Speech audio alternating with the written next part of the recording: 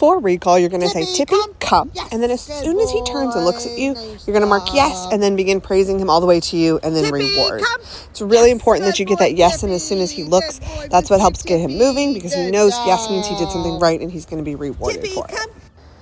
And when he gets to you, make sure you're rewarding with a treat. This is going to be a really important part right now while he's young and still learning to keep consistency with his recall, is making sure that we are rewarding with a treat as often as possible. And when we can't do that, we're rewarding with the biggest praise party and really making sure he feels like that was just the most amazing thing he's ever done, and he's going to want to do it again. Good boy. You can really practice this in two ways. One is in the front yard or at a park using a long leash. This builds up his ability to recall in different environments, different distractions, in case you do have that emergency situation where he gets loose. The other way to practice is just simply in the backyard. When you're outside with him, make sure you take a couple treats with you, and then throughout your time outside, just randomly call him, reward him, let him go back to playing. Wait another 5-10 minutes, call, reward, let him go back. This builds in some real-time practice.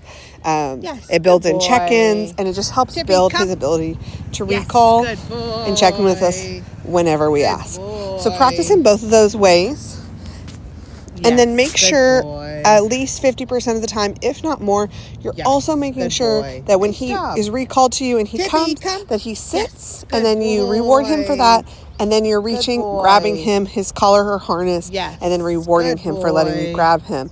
This is a really important part to practice because this builds up for those real emergency situations so that we don't have a dog that plays the can't catch me game when you reach for him. Another important thing to remember when practicing is to only say your cue once. So we're going to call Tippy, come, and then we're not going to say that word again. If he doesn't respond, the first thing we're going to do is wait a little bit. If he looks at us after we've waited a few seconds, we're going to mark our yes, praise, and reward him. Nice job, Tippy. If he still doesn't, you can do something else, a backup noise, something to get his attention. But we don't want to just keep saying that word over again because we will devalue that cue word, and we do not want that to happen. Good boy. Place means go there, lay down, and stay there until released. So when you're practicing this, you're going to say place, pointing to the bed. And once he lays down, you will mark yes and reward by placing a treat on the bed. Then you'll periodically reward him throughout his time on place. And over time, the goal is to lessen the amount of treats by adding more and more duration between those treats. Every time you reward, you're going to make sure you place the treat on the bed. This is really important because it teaches him that the rewards come to him where he is and not to try to get up and meet us for him because they're not coming from our hand. They're coming to him on his bed. And when you're ready for him to get up, you can release him. His release word is free. This lets him know he is free to get up and do whatever. And we do not have to reward free because the reward is you get to get up and move at your own free will. So there's no need for a treat. You can just give him some praise. It is really important that every time you practice place, you do release him. Otherwise, he's not going to learn the part where he needs to stay until released if we don't make sure we release him every time and he just gets up whenever he wants. If he gets up and you did not release him, you're going to send him back to place. Do not reward right away. Make him work for a little bit, then come back and reward. This is important so that you don't get stuck in a loop where he thinks he can get off just to be sent back to get a treat. There are two main ways to practice place. The first one is what you see me doing here, and this is what I would label a formal training session. So I've cued him to place, and then I'm going to practice walking around, doing different distractions, and adding more and more time between those treats so we can really build his ability to do this no matter what is happening. Some distractions you can practice are walking farther away from him, running past him, stomping, opening cabinets and doors, going out of sight, walking around him, dropping items, lots of different things like that. You can also multitask by pairing his training with another activity to build distraction practice. Just keep in mind that when you do that, the task you're doing is going to take you longer, whether it's vacuuming the living room or picking up around the house, because you're going to be coming back and rewarding him periodically. And you're going to be doing two things, right? You're going to be cleaning and keeping an eye on him. But this is a great way to build in that training into real life while also building in some real life distractions and things that might be happening. It's also, though, important to practice some of the crazy things like the stomping or the feet scooting or the running, things that may or not likely to happen. But we just want to build his ability to stay on his place no matter what distraction may come his way. When you first take him home, start small with small distractions, rewarding a little bit more frequently, just to help him remember that he knows how to do this and that just what he did here is the same thing he can do at home. So you're going to take it a step back a little bit, reward him a little bit more frequently, and then you'll see within a couple sessions, it'll click with him that this is the same game we've been doing and that he can do the same thing at home. In this clip, I want you to see what to do when he does get up and when he's not holding that stay. So I've asked him to place, and we're practicing me running past or running kind of away from him and him staying. So you'll see he gets up. I'm going to send him right back to place. I do not reward. And then I do the thing again. He gets up again. We start over. Send him to place. Then I kind of go back. I try to make the running a little smaller. So instead of running away from him, which seemed to be more difficult for him, I tried to run sideways and then go kind of away from him, but more of an angle. That was still a little tricky for him. So send him back to place. You can see I don't say anything until he lays down. Then I'm going to give him a yes and a good boy. And then we're going to do it again. I'm going to run and do the across from him, small, and then reward him. And then I'm going to release him. That was a lot of hard work for him. And you see that we're going to just kind of break it down. So if you've tried something and it's too hard for him, then you just want to try to break it down into smaller steps and build back up to whatever it was you were trying to do in the first place with him. And again, making sure that when you send him back during those times that you're not rewarding right away. Try to make him work for a little bit. Again, making that task that you were doing smaller so that you can get some rewards in for him staying, and then do it again. You can also see here that I ended on an easy note for him. So that was really hard for him with me doing the running. So I do a little thing where I just walk and then reward and release so that we can let him end on a good win and make him feel good about what we just worked on. The other way to work on place is during times where you would want him to be on his place, like dinner time. So when you're working on place during something like dinner, you're going to pull the bed up near you so that you can reward.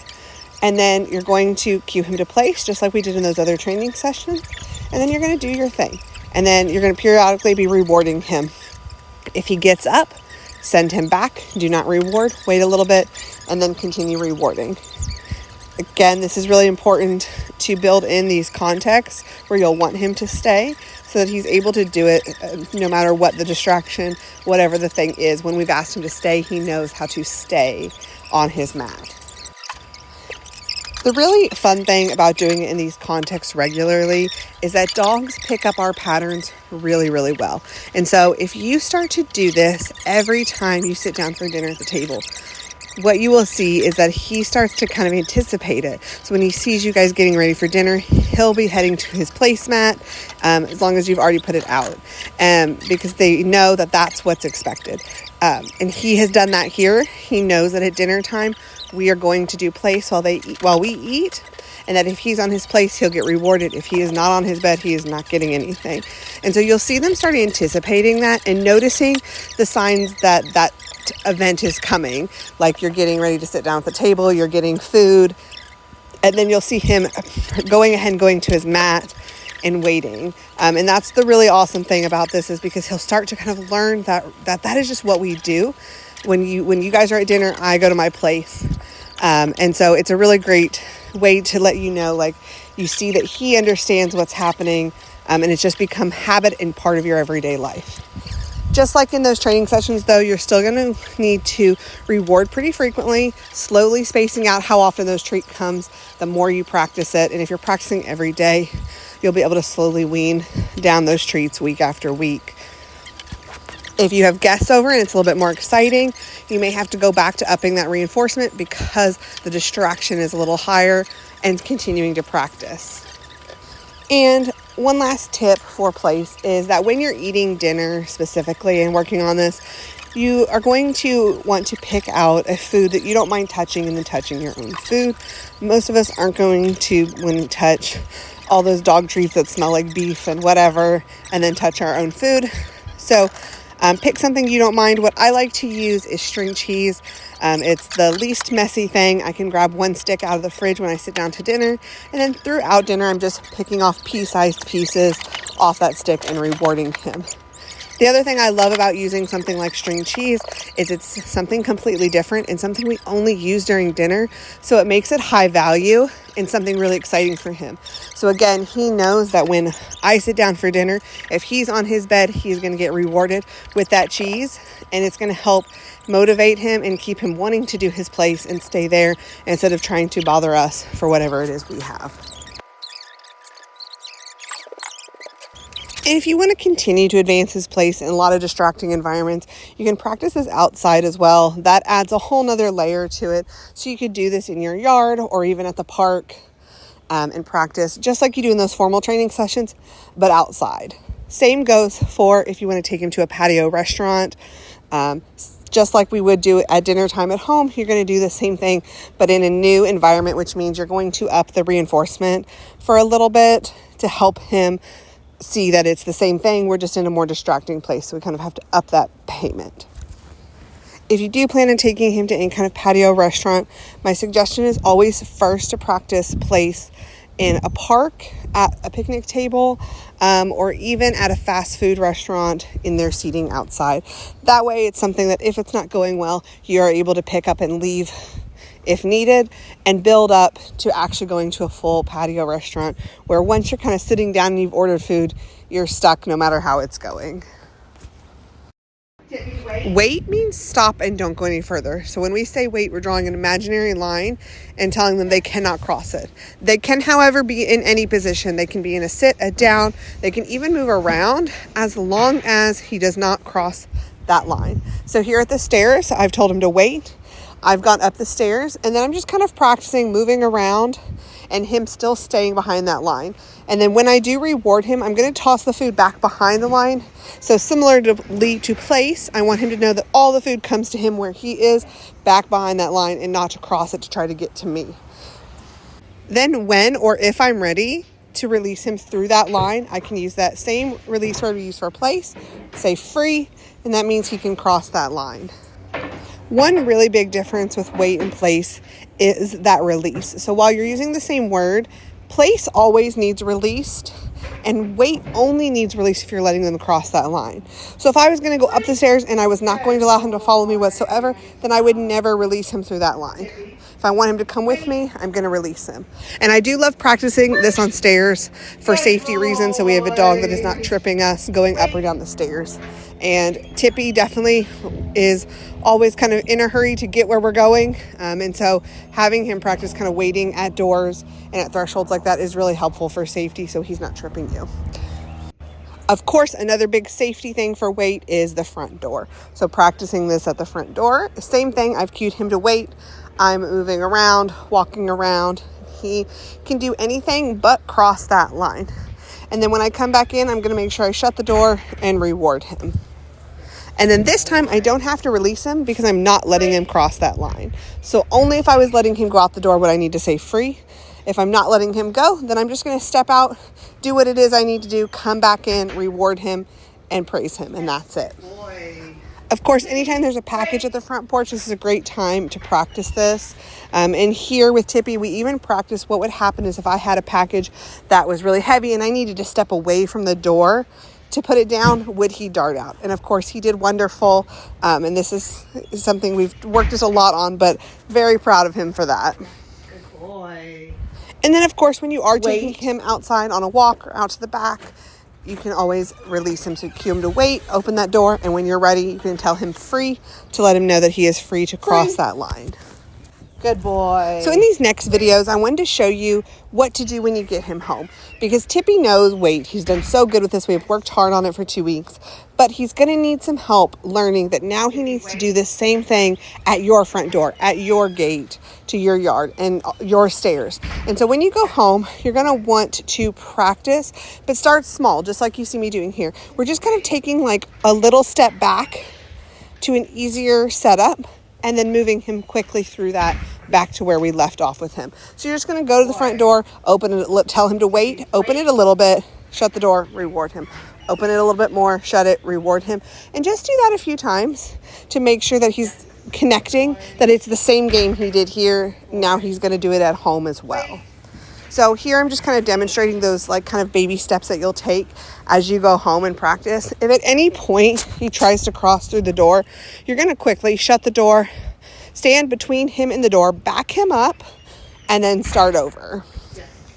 And of course, then do these steps again at your yard gate. We just want to help him generalize that wait cue applies to lots of different places.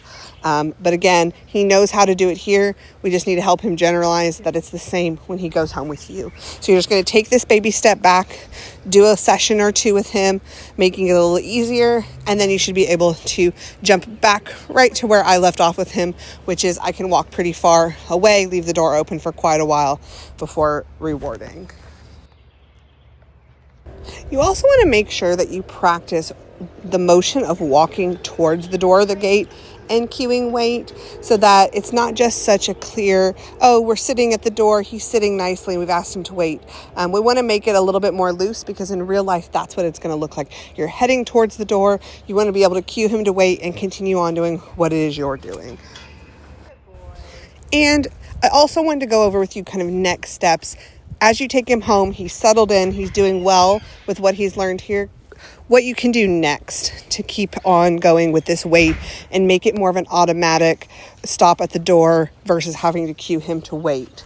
So what you'll do is approach the door just like you do with wait, but you won't say wait. You'll pause for a second, make sure he's not trying to put his nose to the door and bolt, and then do the same things. Open the door, shut it, reward.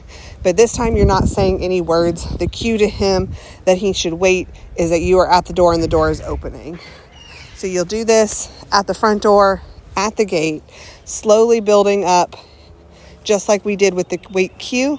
And it should go pretty fast because he knows what to do. So you can see that's what I'm doing here with him. We just kind of started on this a day or two ago practicing, and he gets it most of the time. Sometimes he still wants to go even though, because there's been no cue said to him. So again, it's just kind of back stepping a little bit, doing kind of those early steps without the cue word and building it back up so that you can have that automatic stop at any open door.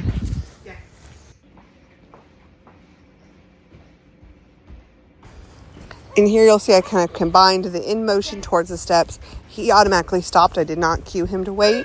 And so I'm going to make sure I reward that, because that's a big moment for him, that he didn't try to rush up the stairs ahead of me. He caught on. He knew he should wait until he was released. And so make sure you reward that big in those moments as you practice. And that's a wrap on Tippy's training.